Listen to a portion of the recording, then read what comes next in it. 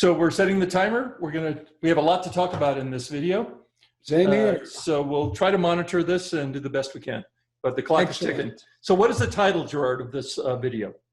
Today, we want to talk about what is the challenge for you as a lean practitioner in the new normal.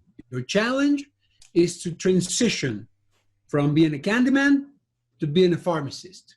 And let's see what we mean by this. Yeah, and why do you want to transition? Well, as a lot of people are finding out, if you're not adding enough value, and I think Gerard will talk about this in a minute, then when push comes to shove, and the shove is out the door, right, or layoffs, or is your position vulnerable, then obviously it makes sense that the more value you're adding, the more secure your position is, right? And if you're a Candyman or something in that range, you're less valuable, say adding less value than if you're a pharmacist offering someone a prescription medication, and if they don't take it, they're going to die.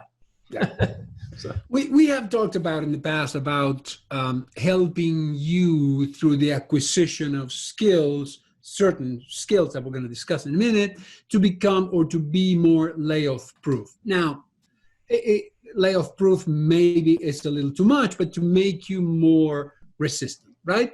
So think of us like what we are. We're service providers, right?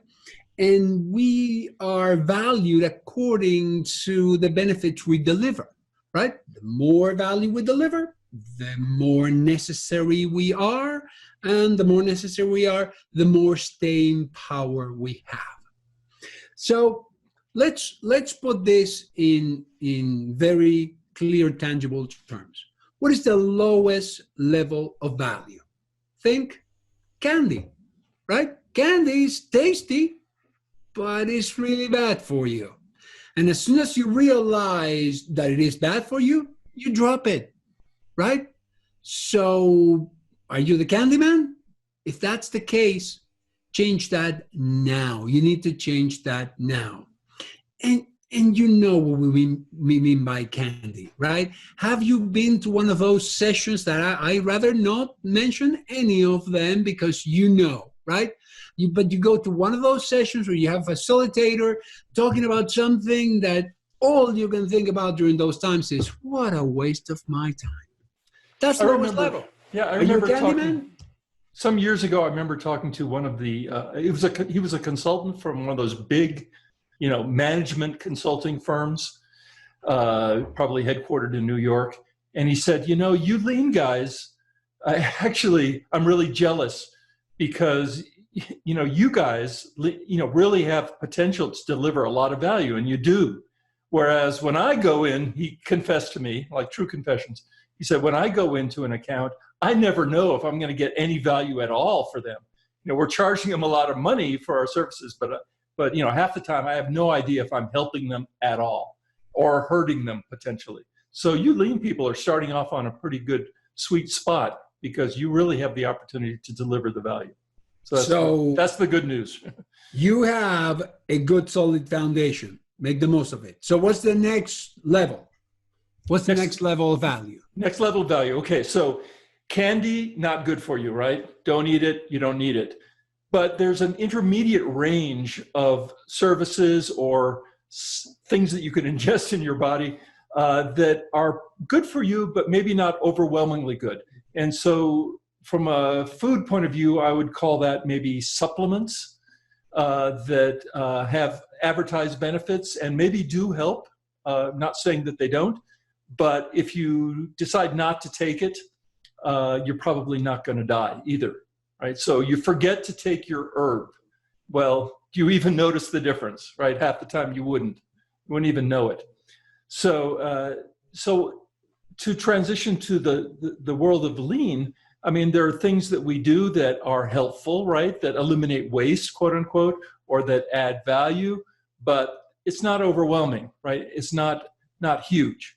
And one of the categories, and again, don't attack us for this because we're big fans, right? We're big fans of this.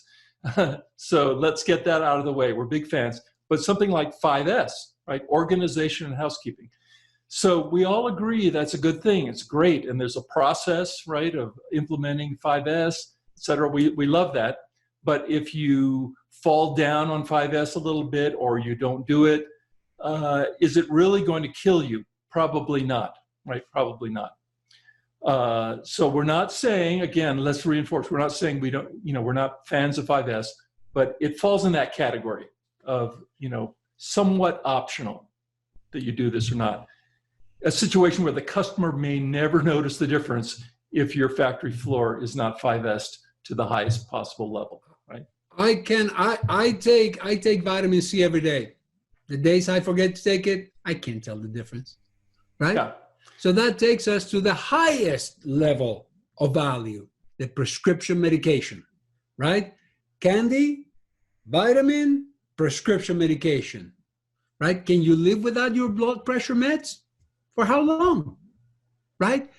That is the necessary item. You need this. That's where you want to be. That's where you want to set foot at, right? Yeah, and people do this, but they feel uneasy.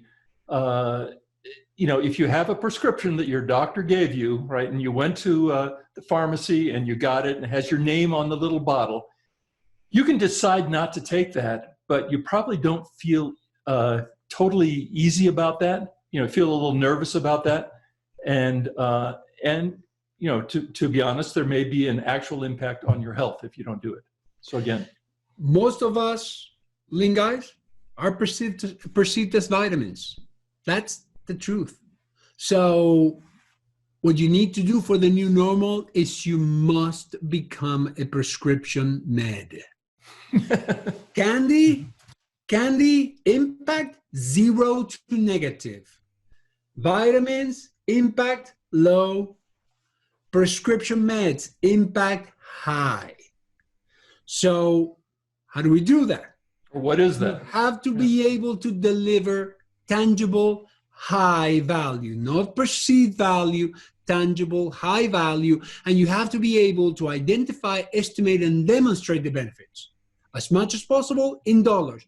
We do understand and we teach that not every benefit can be dollarized or takes too long to dollarize, but as much as possible, you have to be able to express your benefits in dollars or to put a value to it, but you have to be able to calculate it. And what are the types of projects that deliver those values? Well, projects that change the face of the factory. Tweaking around the edges, that's not going to get you to where you need to be, right? So you need to be able to design a mixed model line and to design a mixed model material delivery system. That's where the money is. Mixed model line design and mixed model material delivery system. As a matter of fact, studies were done at Toyota itself about where does the value come from with this so-called lean thing, which they don't call lean. And what they discovered, this was a university study, and they discovered that 90% of the hard dollar benefits came from engineering-based projects, not from small Kaizen improvement suggestions. Kaizen. Right. It was 10-90-90-10. 10% of the value came from 90% of the work, which were the Kaizen stuff, which they insist you must do for engagement. Absolutely necessary. Would never, ever knock down Kaizen. But that's not where the money is. And right now, everybody's looking for the money. Okay, so we're at 8 minutes, Gerard, almost 9. Oh, let's wrap this up. So, get your certification in mixed model line design. Get it with us because we know it works. We have proven this all over the world, and we teach it at Toyota. So go ahead, click on the right button. That button. Click on that button right there. Sign up, and when this long night is over, you'll be glad you did. Bye now. Okay. Thank you. See you the next time. Bye.